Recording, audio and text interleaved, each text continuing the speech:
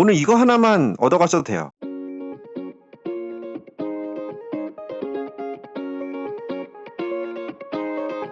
안녕하십니까. 여러분의 취업과 이직, 커리어를 위해 영상을 찍고 있는 커리어의 곰돌이 아저씨입니다. 오늘 자소서 성장과정 쓰는 법에 대해서 말씀을 드릴 건데요. 일반적인 얘기들을 하지는 않을 거예요. 왜냐면 검색해보면 여러 가지 얘기들이 있더라고요. 약간 성인군자 같은 얘기들이 있는데, 성장과정 항목이 우리 회사랑 핏이 잘 맞는지, 어떻게 성장해온 인재인지 한번 풀어라 라고 해서 만든 항목이란 얘기인데, 저는 그렇게 얘기 안 하죠. 전 굉장히 노골적으로 얘기합니다. 인사팀은 인공지능을 갖춘 일하는 기계가 아니에요. 제가 이제 수많은 컨설팅 경험이랑 그리고 이직할 때마다 연봉이 올라갔습니다. 그래서 제가 항상 얘기하는 게 그거예요. 잡은 고기는 물고기를 주지 않기 때문에 이직을 해야 된다. 이미 미국은 그렇게 판이 돌아가고 있고 우리나라가 미국을 지금 되게 빠르게 더 따라가고 있거든요. 아무튼 이 과정을 거치면서 깨달은 거는 인사팀도 사람이라는 거예요. 그래서 제가 여기에 광희 형님 나왔잖아요. 인사팀도 사람이에요. 그러니까 막 저 사람의 성장 과정을 통해서 내가 이 사람이 우리 회사에 맞는 인재인지 꼭 알아봐주고 말겠어,